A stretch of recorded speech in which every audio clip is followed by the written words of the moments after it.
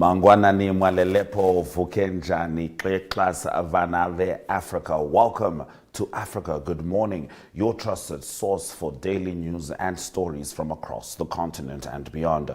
On today's show, we unpack South Africa's outrage over the U.S. plan to grant refugee status to white Afrikaners, while Ugandan opposition leader Bobi Wine gears up for another presidential run. Russian President Vladimir Putin meets African leaders amid Western pressure, and in Côte d'Ivoire, Tijane Tiam vows to fight his disqualification from elections. We also highlight President Nandi Ndaito's cultural appeal in Namibia. Plus, don't miss Sichula's Zambia Report covering aid cuts, mining, politics, and a big entertainment win. Do always watch Africa Good Morning on DStv 285, GOtv 25, and NTV Africa on YouTube. My name is Ashwin Berry. Top story shortly. Welcome to Namibia, where adventure meets tranquility. With Enjoy, you have access to a wide range of accommodations to suit every traveler's taste and budget. Experience the finest dining and hospitality Namibia has to offer. Booking your dream accommodation is just a few clicks away with Enjoy. Join thousands of happy travelers who have trusted Enjoy for their Namibian getaway. Your gateway to unforgettable Namibian adventures.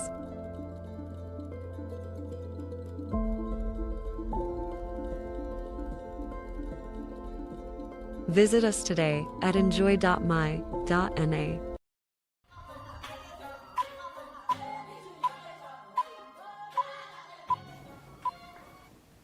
South Africa has strongly criticized a reported plan by the United States to resettle white Afrikaners as refugees, describing it as politically motivated and aimed at undermining the country's constitutional democracy. The move, detailed in a document seen by CBS, is said to be a priority for President Donald Trump's administration. In an executive order issued in February, Trump labeled Afrikaners as victims of racial discrimination, opening the door for their resettlement in the U.S. South Africa said it will not prevent those selected from leaving, but insists on full vetting to ensure no criminal charges are pending.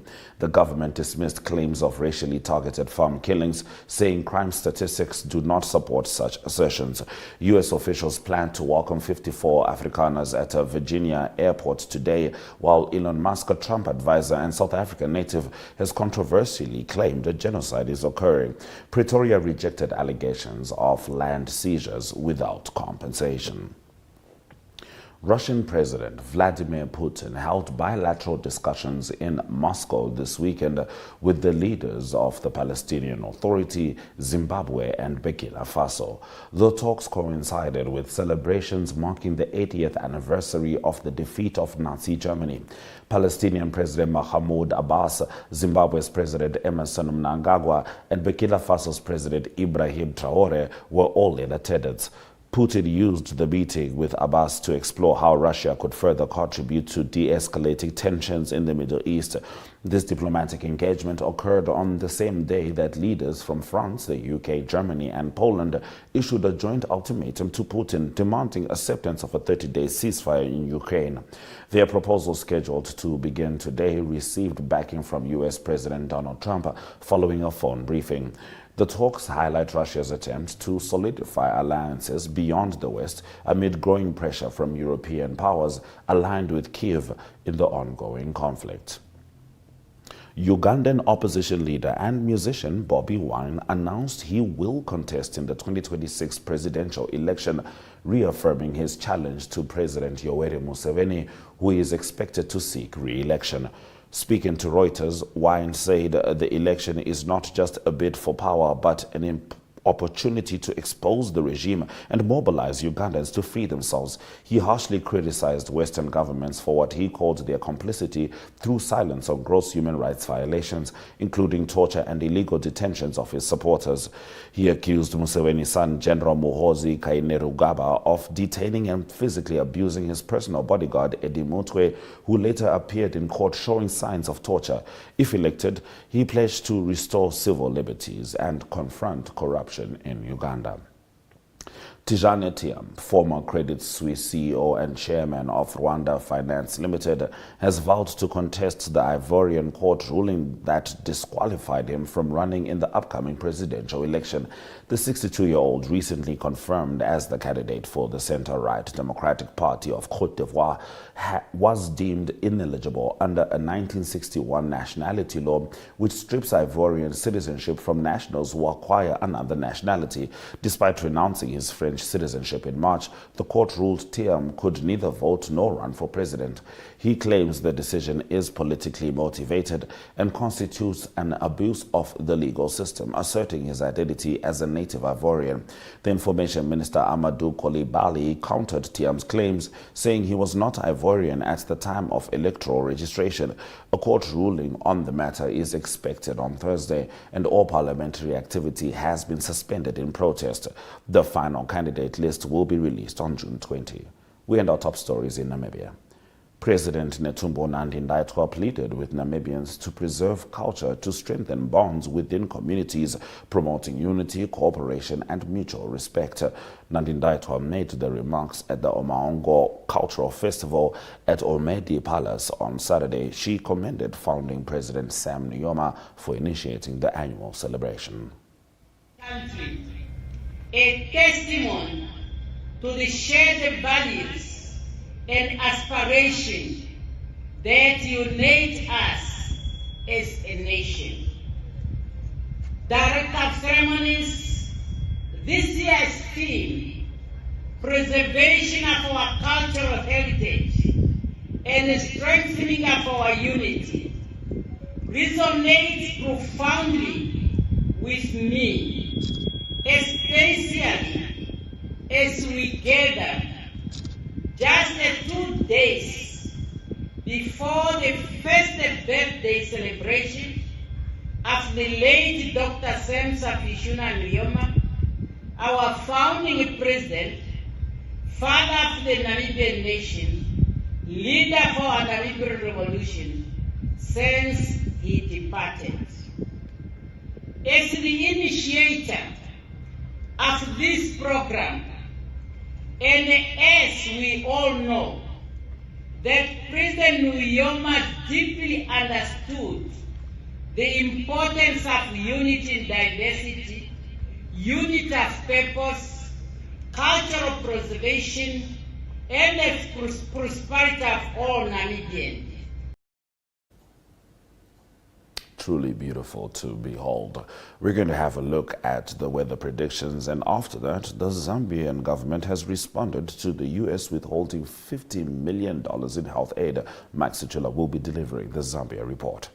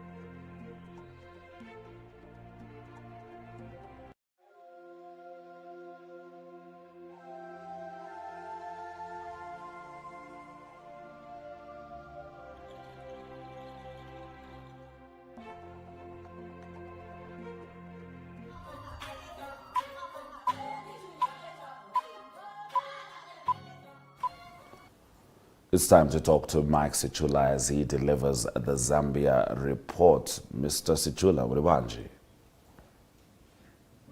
Telebuino Muribanji, Africa, good morning to our dear viewers. Africa, good morning indeed. Now, we did cover this story when it broke last week, Thursday, about the U.S. government deciding to withhold $50 million in health aid, and they were alleging there was a lot of stock theft of drugs. I believe that the Zambian government has now responded, Mike. Yes, the Minister of Health, Dr. Elijah Muchima, held a media briefing last week.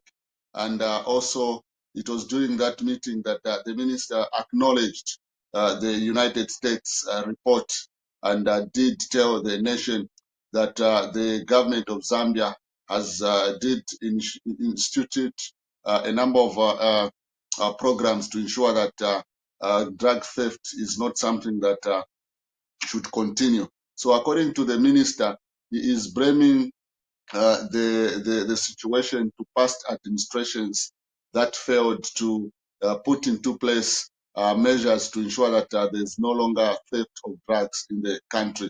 So then also he spoke about the establishment of the national task force that is aimed at ensuring that there's no and longer any theft of drugs.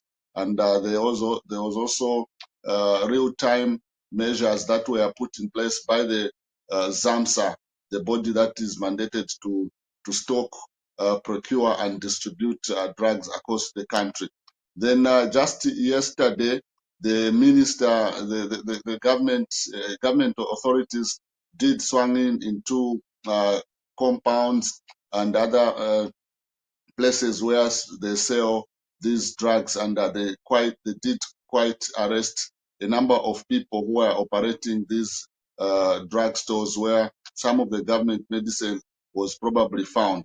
So it is a work in progress for the government of Zambia, and Mr. President Hakainde Hichilema also spoke to it, saying that the issue of drug theft is a matter that should come to an end, urging citizens to become more patriotic and ensure that medicines that are given to Zambia by foreign donors are used for the intended purposes, unlike what the Americans reported. So it is a very sad state of affairs, and the government has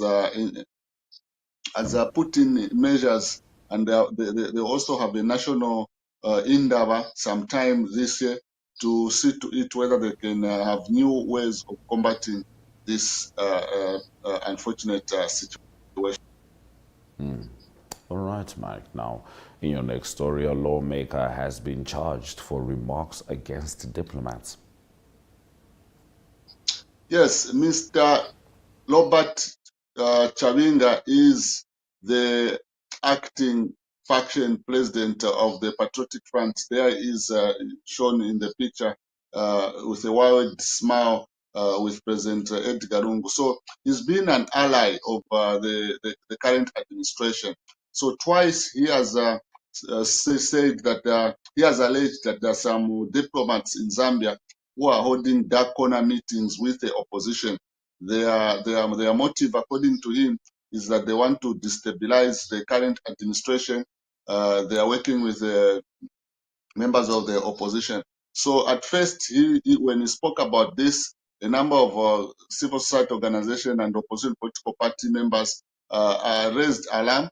Then what followed was the Minister of Foreign Affairs disowning him, saying that whatever he said was something that it was of his own personal capacity and does not mean that government is backing him.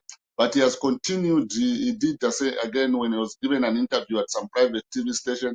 He maintained that he still know that there are those diplomats who do such meetings. So what has followed again is that a concerned citizen based in central Zambia, Kabwe, has reported Mr. Chavinga has reported him to the court so that he should explain, because people are saying his remarks are not going well with the diplomatic cause in Zambia, who feel threatened, who feel that he's being used by some operatives in the government to issue remarks that are negative to diplomats accredited to Zambia. All right, very interesting update there, Mike. Now, the government has announced a 2025 Mining Investment Summit. Wow, this is a continuation of what has been happening, but the uniqueness about this year's event is that the government of Zambia, Minister of Mines and Minerals Development, Mr. Pokabuswe, they want to ensure that this endeavor attracts as many as local business and investors in the mining industry. And it is coming on the backdrop where the government of Zambia has set a target of reaching over 3 million metric tons of copper. You know, Zambia, as we know, it used to be the number 1 copper producer in Africa, but it has fallen to the Democratic Republic of Congo.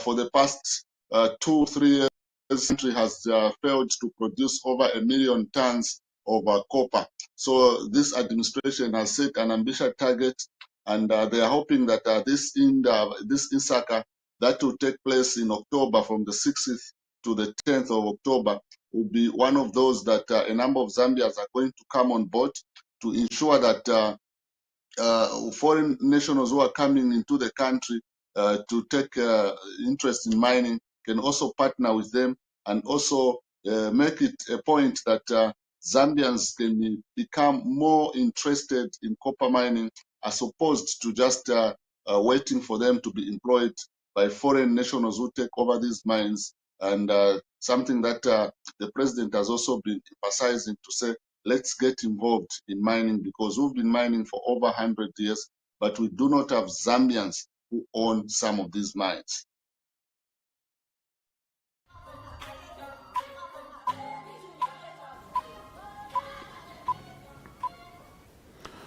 Now getting into the top sports story from Zambia, Keith Mwemba has been elected the Football Association of Zambia president, Mike. Quite an interesting turn of events, because the incumbent Andrew Kamanga seemed to have fallen short of councillors, because the Electoral College is about 86 members. That's Keith Mwemba there on the second from your left. So he was elected, beating the incumbent by over 25 votes. He got 45 votes, and the incumbent got 20 votes. So he was declared winner. So Mr. Keith Mwemba is coming to the Football Association of Zambia with a promise to promote unity of purpose in the sports. According to him, he said that what has happened in the past, where there seems to have been disunity in the past, when he comes to ensure that this unity is maintained and restored.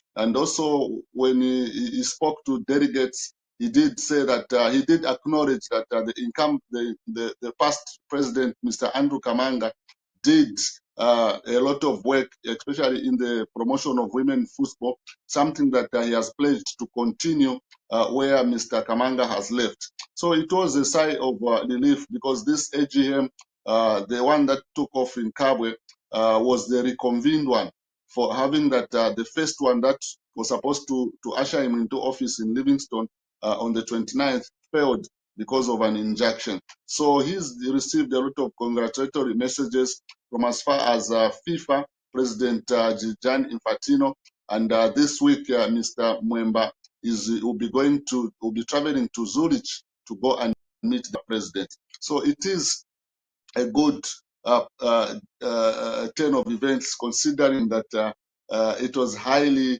intense. It had divided the nation. So Mr. Mwemba is coming with a lot of expectations to ensure that, for instance, the copper replica is maintained, to ensure that the copper queens continue to thrive, to ensure that Coach Avram Grant, whether he will be given a new contract, or to also see to it that whether Fashion Sakara and Hazel Onari are going to come back to the national teams, because they were believed to have been left out by the past administration. So those are some of the expectations.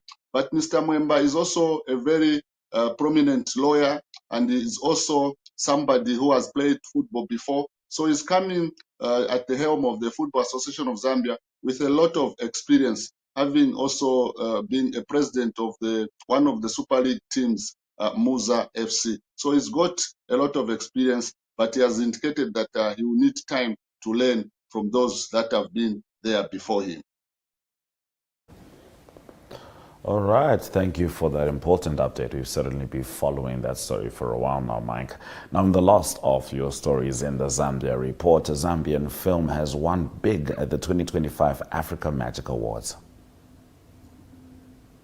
Yes, the film featured Muzukanji, who our viewers, maybe others may not know, is a former wife to one of Zambia's popular musicians, Yo Maps. So that's him, an old picture of Yo Maps and Muzukanji on the left. So the film featured her more or less like a true story of what she went through, and it's something that a number of people also, when this film was being promoted, they did not think that she was somebody who was good in terms of venturing into the film industry. So this movie was directed by Cosmas Nyendwa, who is also one of Zambia's biggest and popular comedians or actors. So he was the director of this film, and when it was reviewed in the country, people did not expect something better.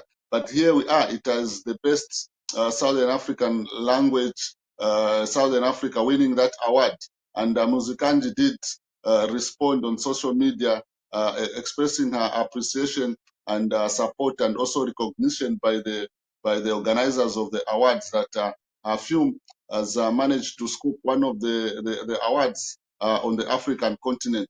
So it is an encouraging to Mr. Nyendwa, who at one point was in one of the popular drama series in Zambia, Mpali, but he was removed from that film because of some issues that happened. He tried to go back, but he refused, and he went solo. And today is an award recipient on the African continent. Congratulations, and as usual, Zambia Kuchalo. Thank you very much, Mike, for bringing us the news stories from Zambia. Yes, indeed, Zambia Kuchalo. Africa, good morning to our dear viewers.